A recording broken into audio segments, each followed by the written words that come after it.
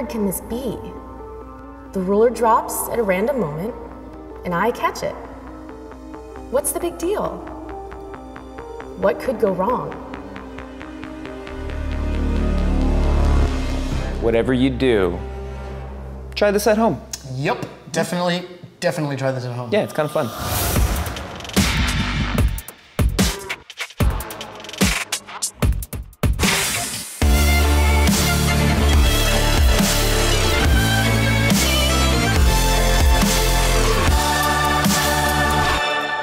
Welcome to Distort, the show where we distort time to show you things you might otherwise miss with the human eye. I'm David. And I'm Mauricio, and this week we're measuring how dumb and slow we are in centimeters. What?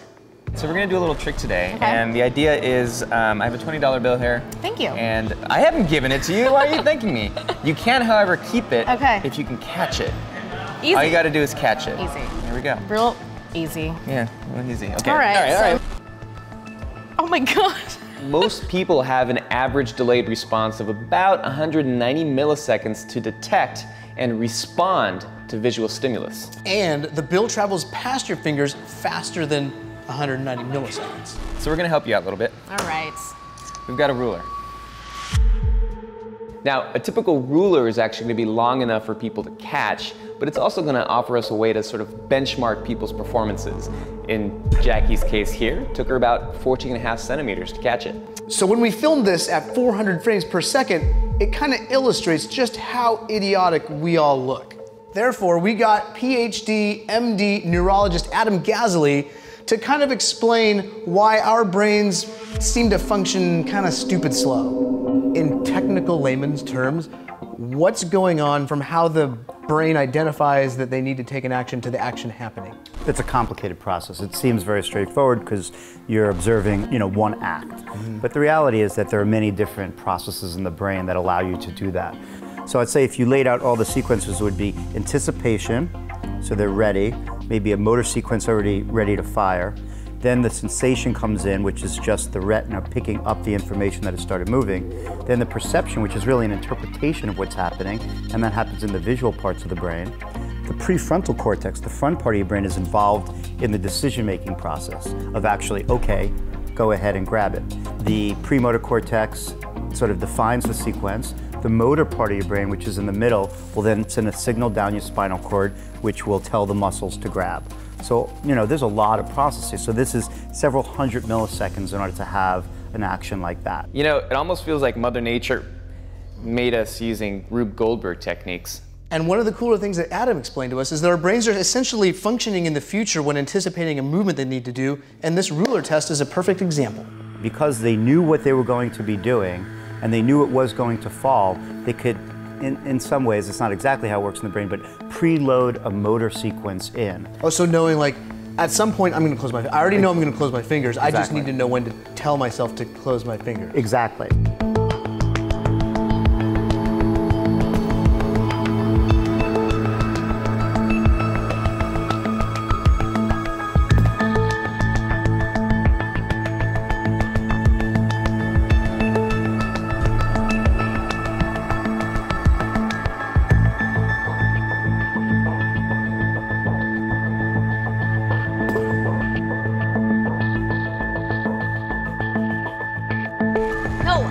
I wasn't ready. What do you mean you weren't ready? You were staring at it forever. So you saw Annie, and she got really frustrated and upset. Yeah, so did I do better than everyone?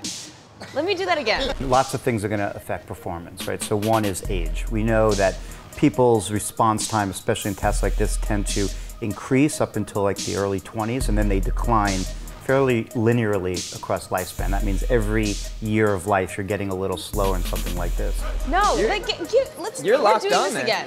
Get over here. Your brain has what we refer to as plasticity. You were giving it I'm ready eyes. No, that's called zoning out. So if you did an experiment like this again and again, you would get better at it. I am going to drop it at some point now, Annie, so focus. I'm focusing. There would be a limit by which you just could not process the information any faster. Are you done? Okay. I'm ready. But you could get better at it.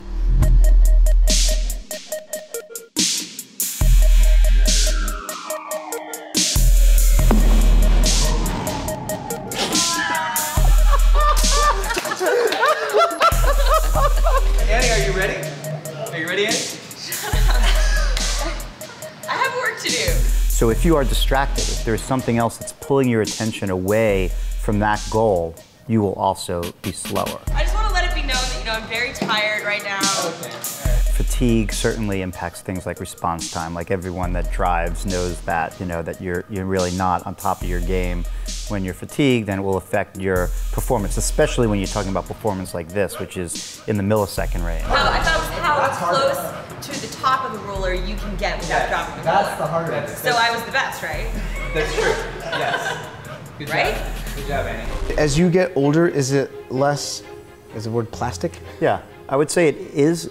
There was a long period of time where people felt that your brain was not plastic at all when you were older, that it was essentially like concrete. The whole teaching an old dog new tricks. Exactly, that you'd pass this sort of period of time where you were able to change, like these critical periods they were called, and then that was the brain you had, and the only thing that would happen would be that it would get worse. Now, granted, there is a lot of degeneration in terms of our neural processing as we get older, but we now appreciate that the brain retains plasticity throughout your entire life. We look at that as in a very encouraging way, that if we could figure out the special sort of ingredients on what to do to keep your brain healthy, and you do that throughout your life, then you will be able to retain a lot of these skills.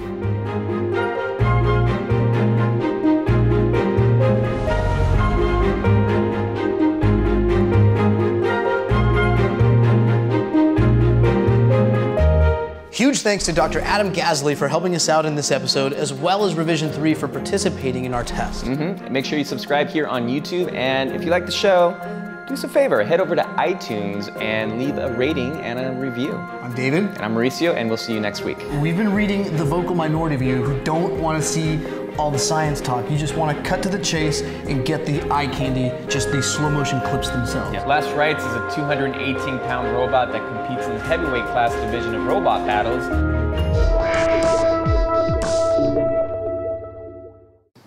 Got it. So smart. You're so smart. Got it. Grasshopper.